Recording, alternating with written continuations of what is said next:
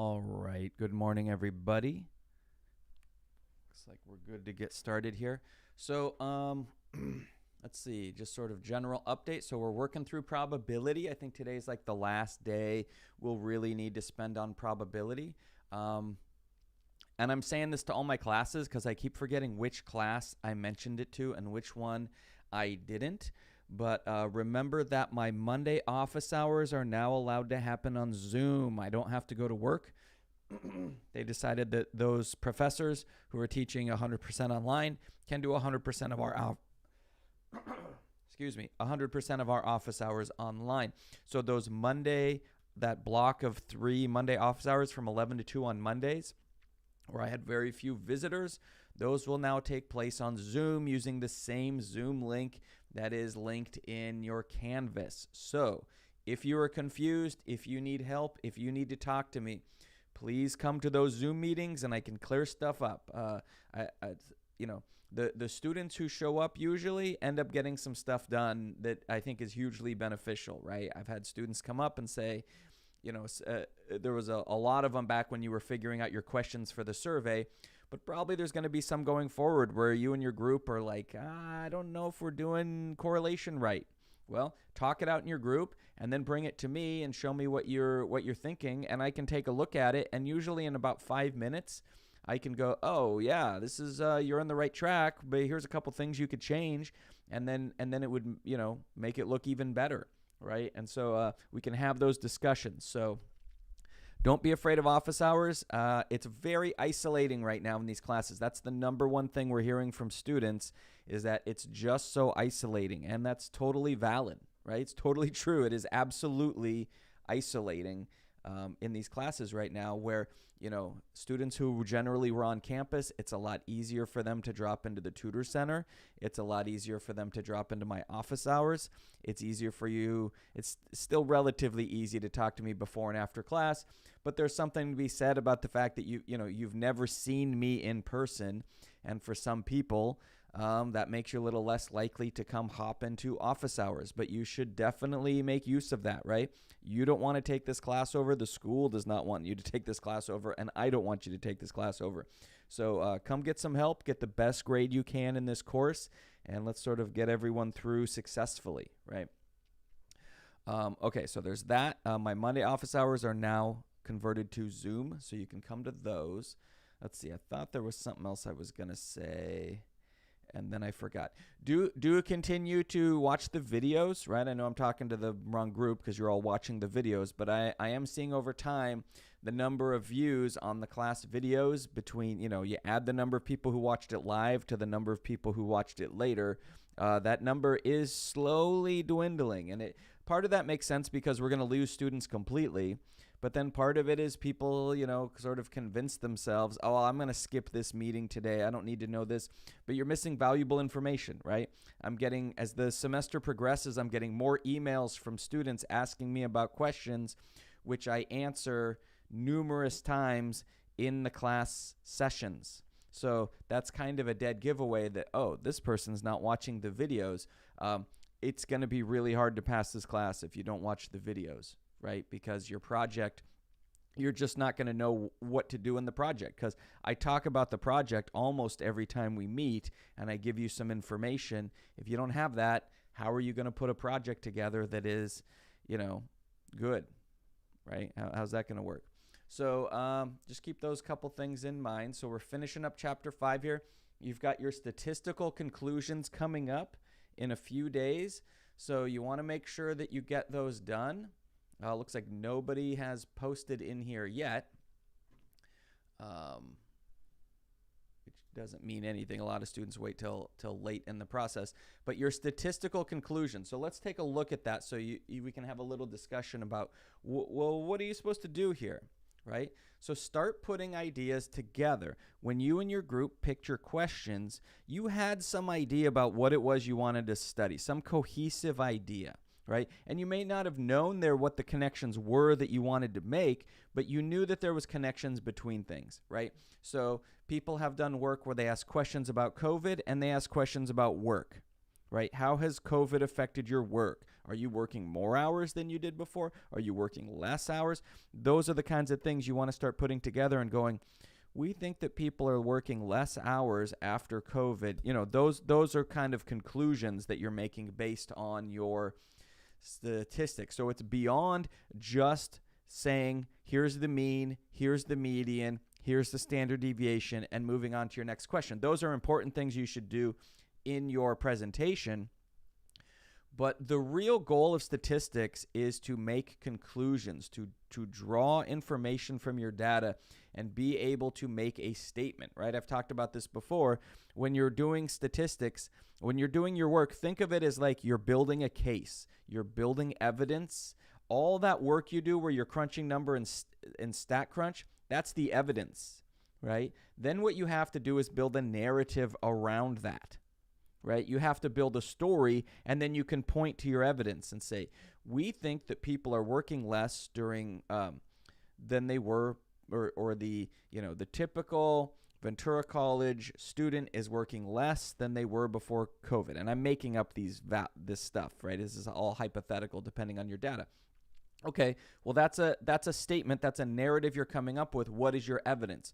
We think that students are working less in this pandemic period, and here's the evidence we see.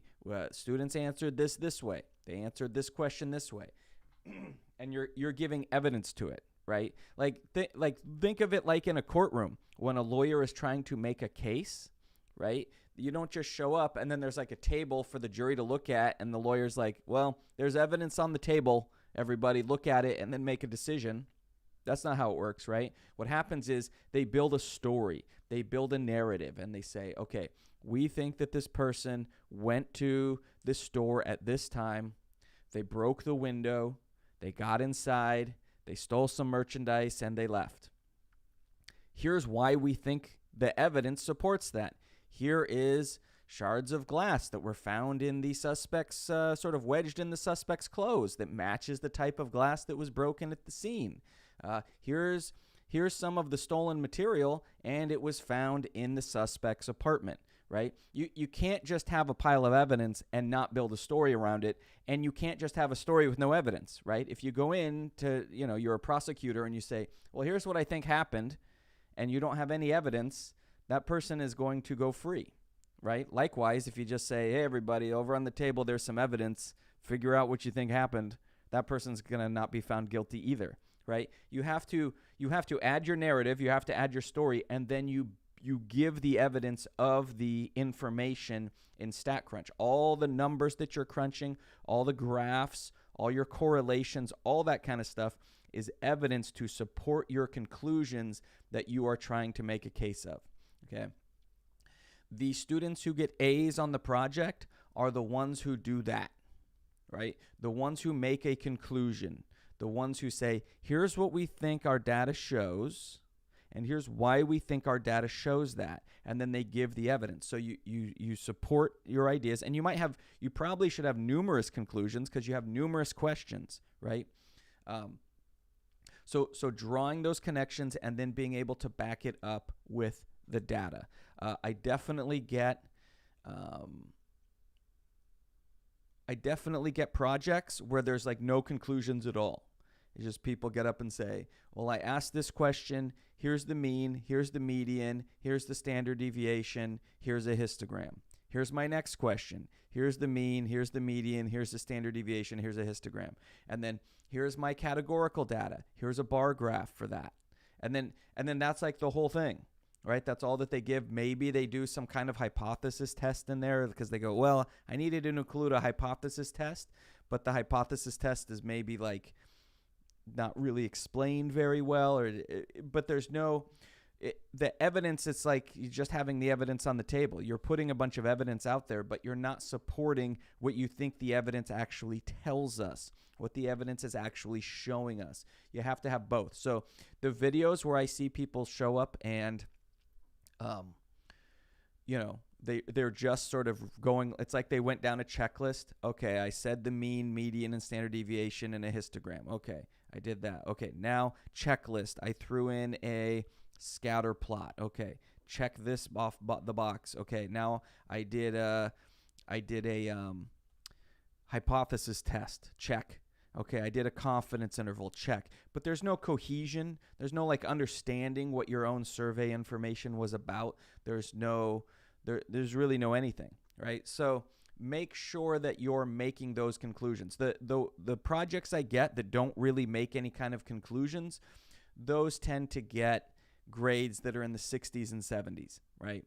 And then if you have a lot of errors in there, you sort of get bumped down each time you have an error. So if you do your hypothesis test wrong, you lose a little bit. If your confidence interval doesn't seem to make sense, you lose a little bit, right? So make sure you're making those statistical conclusions, all right? That is drawing a connection between something, okay? So, and if you have questions about that, by all means, come to office hours and I can look at your data with you and try to help point you in the right direction. This is probably the most difficult part of statistics, right? Because most of the other stuff we've done, you just have to figure out how to get StatCrunch to do it for you. This is the critical thinking piece, right? This is actually what makes you a good statistician, is being able to think statistically. And not even a good statistician, just someone who can like listen to the radio and go, oh, those stats they just told me on the news, actually they made the wrong conclusion there, right? So that kind of critical listening that you can do. So make sure you do that. Otherwise, you're going to end up with a lower grade than you expect on the project. Also, remember, I've talked about the grades that you're getting along the way on these posts. That doesn't mean you're on your way to an A project. That just means I'm recognizing, okay, you went in, you did an honest effort to learn the material, you did the right thing. That doesn't necessarily mean like you did it perfect. It means I'm seeing that you're learning this and you're going through the process. But by week 18, I expect you to be a little bit more sophisticated than you are, 2 days after you learned how to do this new tool. All right, so keep that in mind. And I do have office hours today, so if you still have questions about that, there's time to come talk to me before it's due in a few days. Okay. Let's see that. Right, this one due in a few days here. Okay. All right, so we're going to do a little bit more today, probability stuff. And then we're going to move into, next time, we'll start moving into the chapter 6 stuff and going from there. Okay, I'll probably talk about the project a little bit like I always do. And then we'll pick up from there and go from there. Okay, couple things I wanted to mention. So here's kind of an interesting one. This is a subtlety that just people don't quite conceptually get that law of large numbers and how it works. So remember, the law of large numbers talks about how if you repeat an experiment enough times, then the probabilities that you observe taking place in that experiment are more closely going to match the expected probabilities, right? So in other words, in the short term, you can do well or poorly in a situation where you can go against the probabilities. But in the long run, it's gonna work out, right? Which is, so there's a little article here, this little side note where they try to help you understand that law of large numbers in terms of gambling, right? So basically, what they're saying here is that there was Andrew Pollock was reporting earnings for Mirage Casino in Las Vegas, and he wrote that winnings for Mirage can be particularly volatile because it caters to high rollers, right? Gamblers who might bet $100,000 or more on a single hand of, and we're not really talking about poker, because poker is not really randomized the same way that, say, blackjack or craps or one of those other kind of games are, the same way like slots are. With poker, people are actually playing against each other, and then what happens is the way the casino makes money is whatever the pot is, they just take their cut. So, when you play poker at a casino, generally the casino doesn't care who wins or loses. They just want people betting lots of money, because the more money that's in the pot, they just get to take a cut, right? They don't have to worry about winning and losing, which is sort of one reason that the casinos love playing poker, as well as it's kind of one of the popular games right now in casinos. So what is this difference about people spending more or spending less? Well, there's a lot more people that show up to Vegas and who play blackjack and do $5 or $10 per hand, right? I haven't been in a Las Vegas casino in a long time, so I don't know if it's up to $10 a hand or $5 a hand or whatever. But, most people go there and then you spend 3 days playing blackjack at $5 or $10 a hand. Okay. Those people ultimately are almost always going to lose because the way these games are set up in the casino games is that the casino has a slight edge, and it's a lot of times it's small. It might be 52% to 48%. So the casino expects you to win 48% of the time and the casino to win 52% of the time. So that means in any small interval, you might do really well. You might win 10 hands in a row. And you're like, great, I'm doing really good. But if you play long enough, they're going to get that back, right? Just like we talked about before, where you might flip a coin and get 5 tails in a row and go, wow, 5 tails in a row, that's pretty rare. Yeah, but if you flip the coin 100 times or 1,000 times, you're going to be getting about half and half, right? It's going to catch up pretty soon. So the thing here is they say, well, when people come in and they're spending $100,000 a hand, they can't play as many hands, right?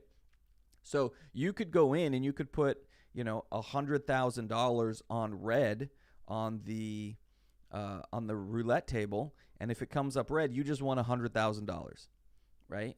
But that's very short term. The law of large numbers isn't going to apply. If you keep betting $100,000, then yeah, the law of large numbers is going to get you back, right? You're eventually going to end up giving that money back. So you want to keep that in mind, that law of large numbers, is it applies to things that happen again and again and again. So we can even see that here. One of the things StatCrunch has is it has little simulations that can help you. Let's see, I just did this. Where did they go? Applets. There we go. Go down to simulation. And over to, I think I've shown this a couple times, but we haven't really looked at it in this way. You have dice rolling, right? So we want to roll some dice. And we want to look at the probabilities. Now with craps, you roll 2 dice. So let's make this a 2. And then we go, okay, let's compute this. Now notice that if I do runs of 5, so in craps, you roll 2 dice and they look at the sum of those 2 dice. The probabilities of those kinds of combinations is different than just taking a single dice and rolling that one, right? So look here. We're not really seeing the shape of the data yet. We're saying, well, one time the person got 2, then a 3, then a 4, but there's no understanding of the shape of what this is going to look like. In fact, we're actually getting some unexpected results. So this is what happens when you show up to a roulette table and you play for 10 minutes. Look, like twos are really unlikely because there's only one way to get a 2, right? You got to get double 1s. 12s are unlikely. There's only one way to get 12. You got to get double 6s. Whereas there's lots of ways to get 7, because with 7, you've got 6 and 1, 5 and 2, 3 and 4, 4 and 3, 2. Did I do that backwards? 3 and 4, and then 2 and 5, and then 1 and 6, right? So you actually have a bunch of ways to get this. Well, over this small number of trials, we've only done 10 trials. You're not seeing those probabilities show up. We would expect 7 to be very high. There are more ways to get 7 by rolling 2 dice than any other number. But look, we got more 12s, and there's only one way of doing that. So in the small, short run that we did here of only 10 runs, the law of large numbers is not taking hold. We're not seeing those probabilities force their way into things. But if you do this eventually, see, even now it's starting to get a little higher in the middle, which is what you'd expect. But look, we still have this huge gap right here, which you don't expect. But watch when I do 1,000. Okay, better, right? Where at least we're starting to see that the highest part is the middle, which is what we expect. Do another 1,000, another 1,000. Look, it's starting to look just like it's supposed to, right? We're starting to see this distribution. This is what you expect when you play craps. But we just played 5,000 hands, right? Most people, even if you go there for a week, you're probably not going to play 5,000 hands of craps, right?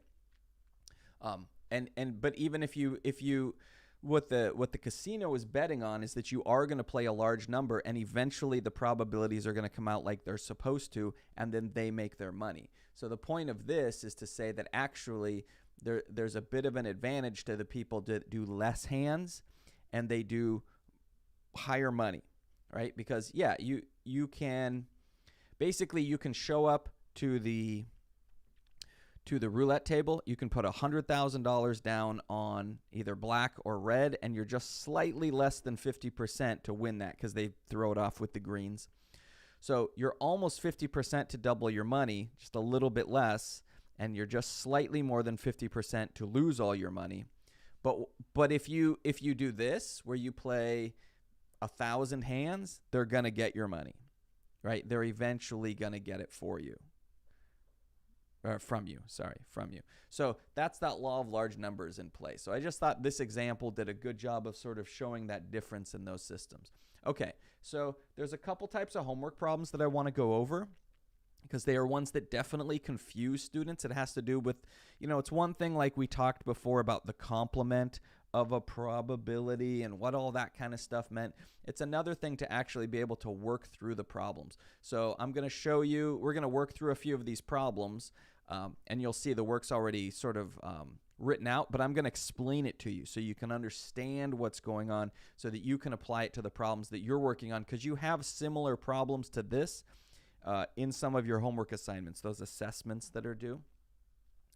So let's think about this. Modern aircraft are now highly reliable, and one design feature contributing to this reliability is the use of redundancy. So redundancy gets used in a lot of different areas. Safety is one of them, right? If you have a system and then you have a safety feature in place, what you don't want is if that safety feature fails, then everyone dies, right? That wouldn't be good. You go, oh, these planes are safe. We put some safety features on it. Oh, but in this one flight, the safety features failed and then it crashed and everyone died. That wouldn't be real reassuring, and you might not get on a plane as frequently, right? So what they do is if they have safety features, they might put that safety feature into the system 3 different times. That way, if the first safety feature fails, you still have the other 2. How do they know to put in 3 safety features, that the redundancy should be 3 and not 5 or 2 or 4? Well, they play with the probabilities and they figure out what does it take to get that probability of all of them failing really, really small, right? Like think about it. If that probability is really small, what if you have an airline, right? And you put a safety feature on there and you say this safety feature will work successfully 99% of the time. Well, 99% of the time isn't really good enough, because that means that 1% of the time it still fails. Your plane's going to crash 1% of the time. That's, first of all, that's going to be tragic, but also your business can't afford that, right? So you put in safety features until that probability of a failure of all whatever, 3, 4, 5 of them is so small that it's just not likely to happen, right? So here's an example of that. So we use redundancy whereby critical components are duplicated so that if one fails, the other will work. Okay. For example, the Airbus 310 twin-engine airliner has 3 independent hydraulic systems. So they're independent. If they were connected, then if one went down, probably all of them would go down. So you have to have them completely separate so that they actually are independent events and not related. So remember, that's back to earlier in the chapter, independent events. So if anyone fails, full flight control is maintained with another functioning system. For this example, we will assume that for a typical flight, the probability of the hydraulic system failure is 0.002, which would end up being what, 1/5 of 1%. So that would be pretty small, right? But not really small enough. If you still ran an airline like that where it failed 1/5 of 1%, that means you'd expect a crash every, 500 flights? That's still too much, right? So let's look at our questions. If the Airbus 310 were to have one hydraulic system, what is the probability that it would work for a flight? Well, if the probability of failure is 0.002, remember your whole probability space adds up to 1.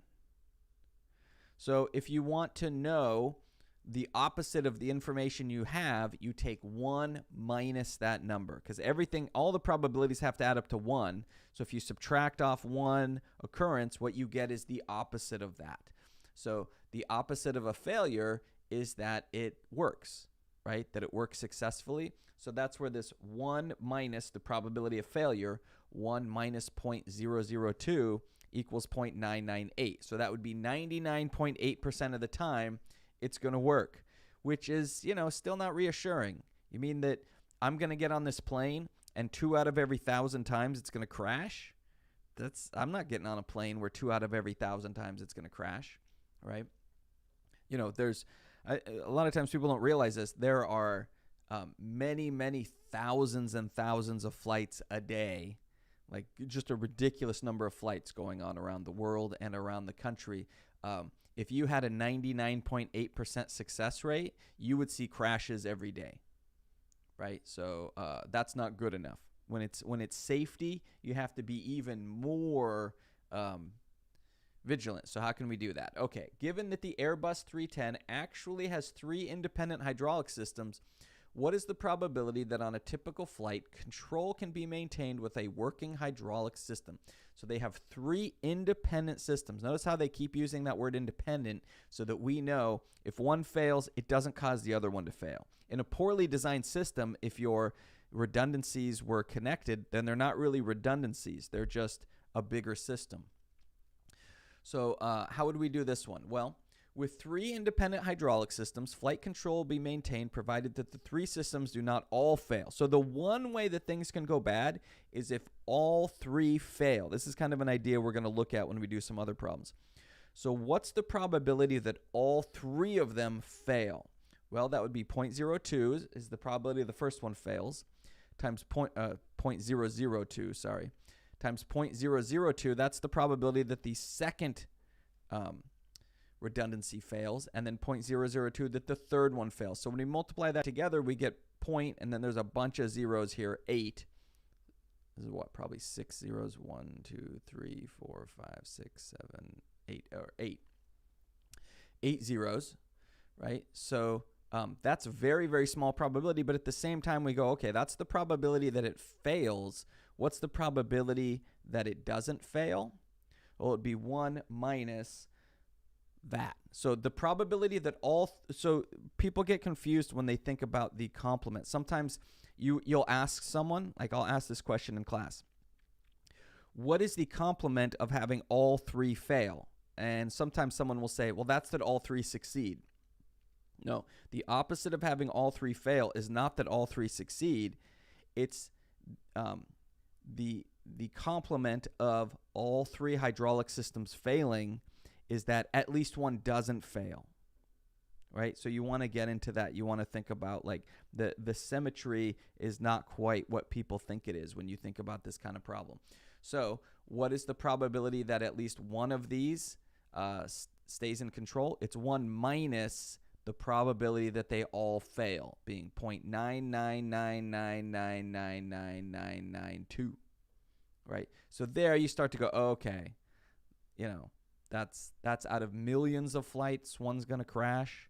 Okay, that's not too bad. And the reality is, you might go, that's still kind of too big. But the reality is, a lot of times, if one of these planes has something go wrong in it, and it starts to get like, ooh, we're down to just having one hydraulic system, there's a good chance they're going to land somewhere and then have that plane looked at. They're probably not going to go, okay, let's just finish our flight and go all the way across the Atlantic, assuming you can still stop before you leave the country.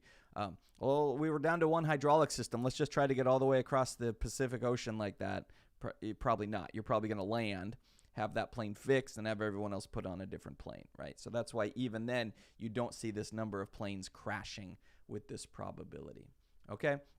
But the key to that example I just gave is this part where people go, oh, the complement of having all 3 systems fail would be having none of the systems fail. No, the complement of having all 3 systems fail is having at least one work, right? That's the complement of it.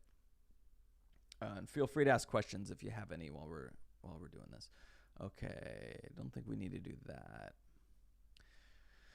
Where was the other question? Let me then you have questions like this, and these are good too, because you have to be able to read these tables and make sense of them and then break them down into ways that make sense. Was this where I wanted to do it?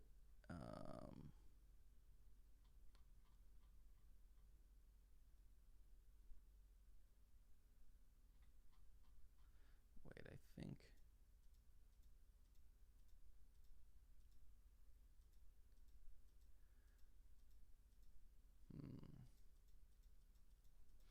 It's another spot where I wanted to look at that problem.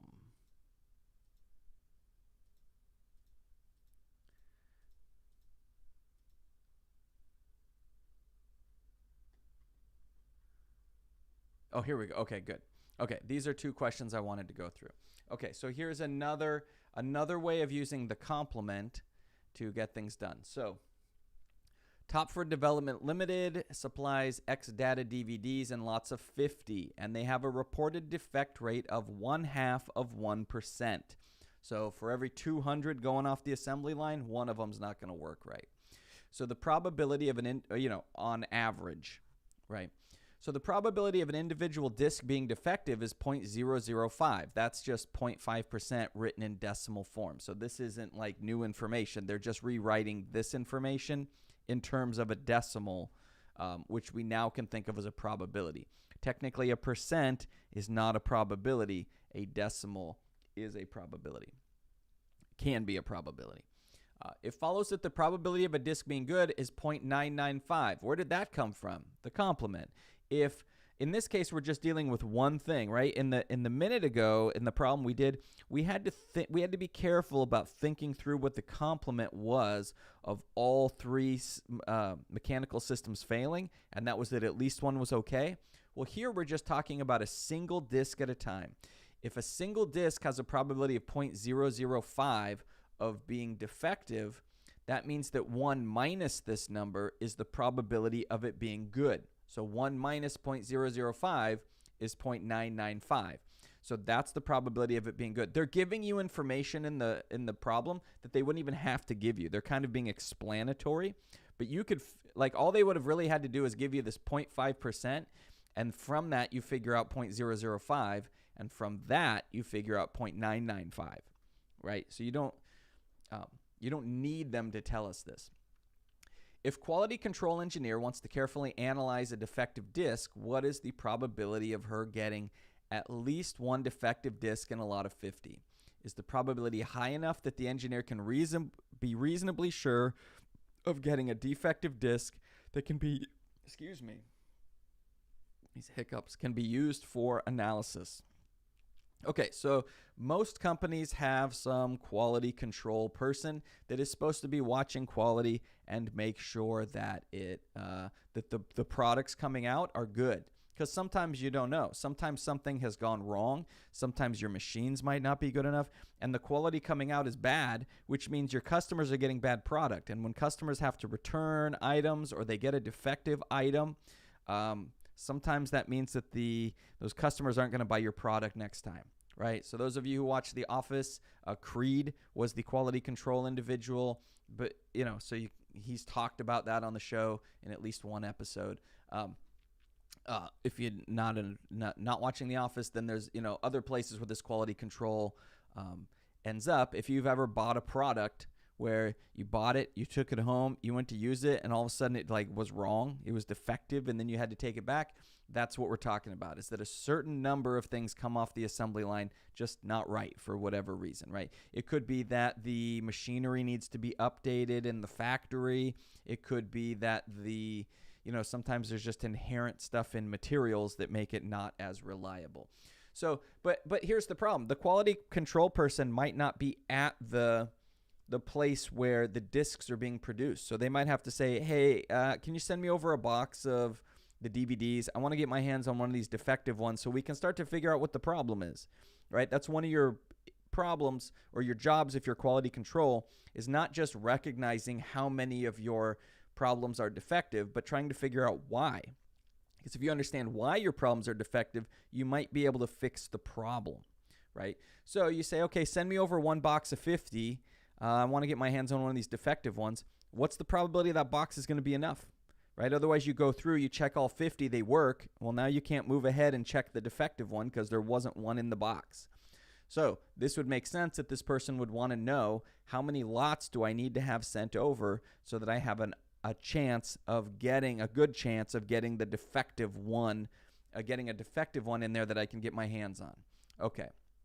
So we start off by creating the event, right? We define it. This is always good. People jump into probabilities without having defined what their events are. You're not going to be able to do any of it, right? Some people do this in their head, but I recommend you write it down, especially if you're having trouble, right? It's always a good idea in math. I know people try to write as little as possible, but once you can't do a problem, you should start writing down everything about the problem, right? I see for a lot of students, that's actually where they get stuck, is they're trying to do the problems in their head, and they insist, like, they just don't want to write. Like, I don't want to write stuff down. But, like, as soon as I force them to start writing things, they just move through the problem and they don't even need any help. It's because they're not actually as good at organizing information in their head as they think they are. So if you're getting all the problems right, do it how you want. If you're getting problems wrong, start writing things down on the piece of paper, okay? So what we want to know, right, we're quality control. We want at least one of the disks to be defective because I need one disk to study and try to figure out why it's defective, right? So identify the event that is the complement of A. Okay, because that's the failure, right? In this case, the problem is if I order a bunch of disks from the where they're being manufactured and I have them sent to my office, which might even be in a different state, the problem would be if I went through all the disks and none of them were defective. As long as I get at least one defective, then I'm good because I can study it, right? So our complement, that's our problem, is what if we don't even get a single defective disk? So not getting at least one defective disk among the 50. That's the same as saying all 50 of the disks are good. Okay. So we find the probability of the complement by evaluating the probability of, that's what this means, the probability of the complement. So the probability of the complement, the probability that all 50 disks are good, well, that's our multiplication rule that comes into place. So it's for each disk is a 0.995 probability that it's good. So that's actually an exponent, right? It's going to be 0.995 to the 50th. And we get if you can see this here, we get 0.778, which is what they got here, right, when you round it. So that's where that number came from, because the probability that each disk is good is 0.995. Well, you start multiplying all those probabilities together, you end up with 0.778. Okay, so that's the probability that all the disks are good. What's the probability that one of them's bad? Well, again, that's our complement, right? We defined them up here. 1 minus that probability that we just found, that's the probability that at least one is defective. That ends up being 0.222, 1 minus the value we just found. In other words, if I have these boxes delivered to my office, about 22.2% of the time, they're all going to be fine. No, sorry. About 22.2% of the time, there's going to be one bad one. There's going to be at least one bad one in there. There might be two, but there'll be at least one bad one in there. 77.8% of the time, they're all going to be good. Right? All the disks will be good. So that's pretty low. I probably don't want to just have one box sent over because there's a pretty good chance they're all going to be good. And I'm not going to be able to move forward with my my quality control investigation. Right? So maybe I want to have them send over like 5 boxes. I go, okay, it sucks. I got to check all these boxes, but once I find that defective one, I can do my job. I can do what I'm getting paid to do, right? So that's how that would work. And again, this kind of thing, what I see when students are doing this kind of work, the number one thing that mixes them up is that complement part, trying to think about what the complement of the event is. And it takes a little bit of practice, so you just kind of got to slow down and go through it. Some students get confused by the tables, right? Because you're given a bunch of formulas about conditional probabilities, and that's great. Those formulas are great, but sometimes you can just kind of think your way through the problem using that basic understanding of the basic definition of probability. So let's look at this one, right? So here we have a table, and this gives us the 4 outcomes for getting drug tested. I think I talked about this before when we were doing a different part of probability, but I don't believe we actually worked through the problem. Now we're far enough through this chapter that many of you are actually going to have to do homework problems like this one and be able to read this. It takes really critical thinking, and it takes really critical reading to slow down and really understand what this table is saying. Once you understand it, a lot of this stuff falls out. So there's 1,000 test subjects randomly selected. They're submitted to drug tests. Find the probability that the subject had a positive test result given that the subject actually uses drugs. That's a thing you'd want to know if you're a company and you're drug testing your employees. You want to know what the error rates are, right? Because remember, there's 4 outcomes. 2 of them happen like they're supposed to. 2 of them are actually errors that occur.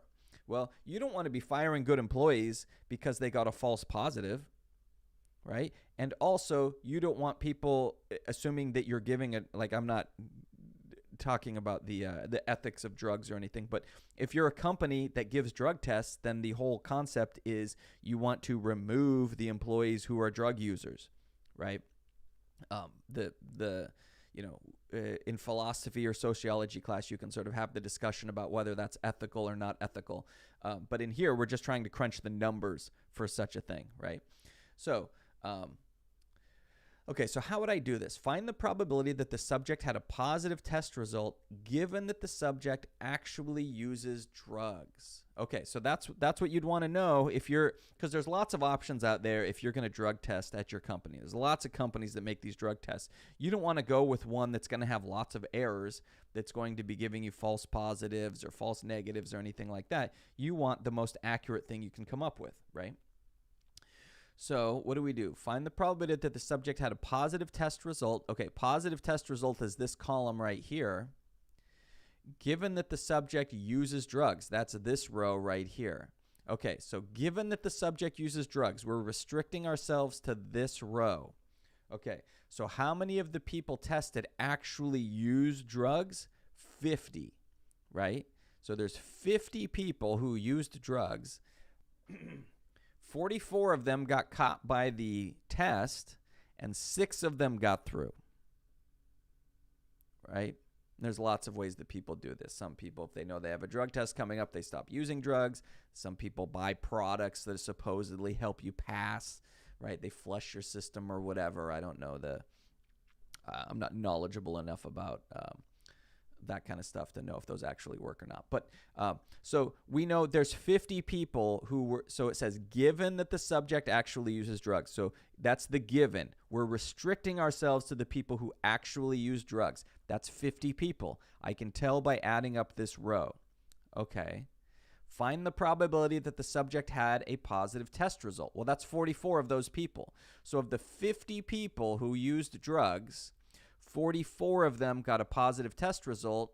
So 44 over 50, that's 0.88. So basically what we can say is that this drug catches 88% of the people, this drug test catches 88% of the people who use drugs, right? You'd want that number to be high. If it was only catching 20% of the people who use drugs, then it's not very effective, right? You want that to be a high number. Okay, but the kind of thing I just did where we look at the rows and the columns, I can't give you like a golden rule that says in every situation this is what you want to think, because it's different for every single problem, right? You just have to practice understanding what do my rows represent, what do my columns represent, and then breaking down the language of the problem in order to make sense of it, okay? So that's where we get the 44 out of 50. Okay, what's our second question?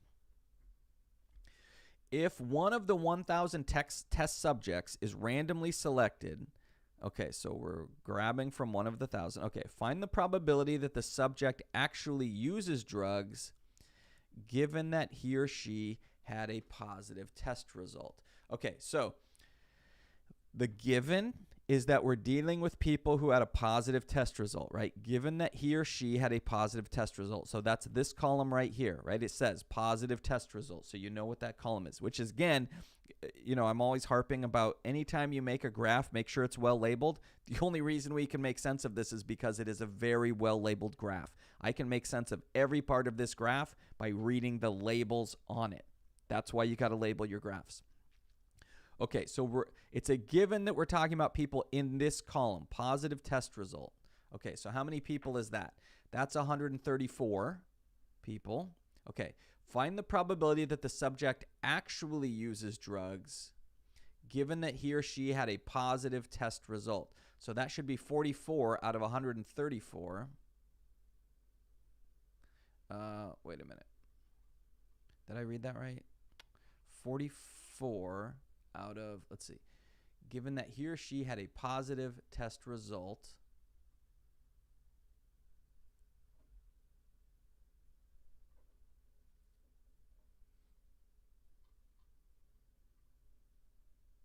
Oh, wait.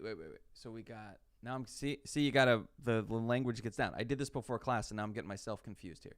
If we've got a positive test result, so that's 134 people. That is, find the subject user.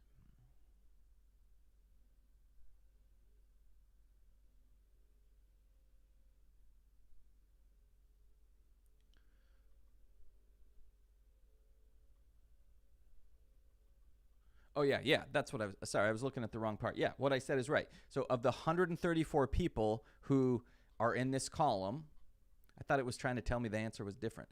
Out of the 134 people who got the positive test result, 44 of them actually are drug users. So that's 44 out of 134, or 0.328, or 32.8%. So that's not great. That means that of the people that you think took drugs at your work, only 32.8% of them actually did. Right? Usually you hear about people the other way around. Maybe they use drugs recreationally or something, and then they have to take a drug test, and they're all worried whether it's going to catch them or not. But then you have to think about the other way around, right? What about the people who the drug says that they use, the drug test says they use drugs, but they don't? That's not good, right? So that's a little bit troubling there. If you're the CEO of a company, right, you don't want to go, oh, of the people that test positive, it's only 32.8. That's why a lot of times if you test positive for a drug in these kind of situations, there's usually a second test, right? If you're going to get fired over it, it's very likely there's going to be a second test, because you might have grounds to sue and say, I was fired from my job for a false test because I know I don't use drugs, but I was fired for it. You could sue over that. So think about the redundancy like we talked about earlier with the airplane. What if you have someone take 3 tests over a period of time? Those 3 tests should be independent of each other. What's the probability that all 3 of them are going to falsely indicate that you use drugs? Well, that would take us a few minutes to figure out, but that number is that number would be very low. So that's why usually, you failed your drug test, you got to take another one, because they're getting those probabilities down to where they're pretty sure, this will hold up in court if there's a lawsuit that is very likely that you did in fact actually use drugs. Just depends on where you're working, right? If it's working at McDonald's, no one's going to sue over this. But if you're working somewhere where you're making $150,000 a year and you get fired over a drug test, you might take it to court, right? Okay, and it looks like we're out of time. So I think that should be able to get you through the probability section pretty well, right? So I looked at the homework problems to remind myself the kind of problems that you're doing.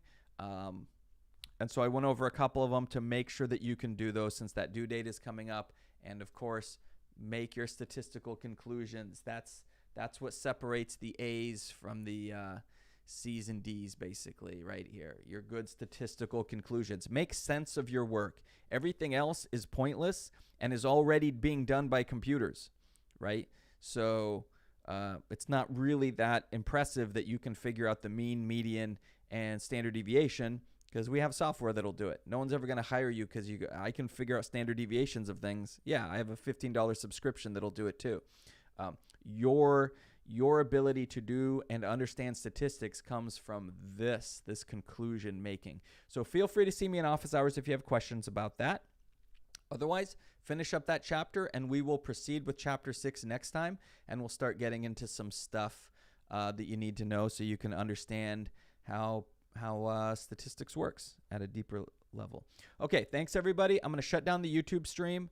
Anyone who wants to talk to me, hop over into Zoom, have a conversation with me, and I will talk to you later.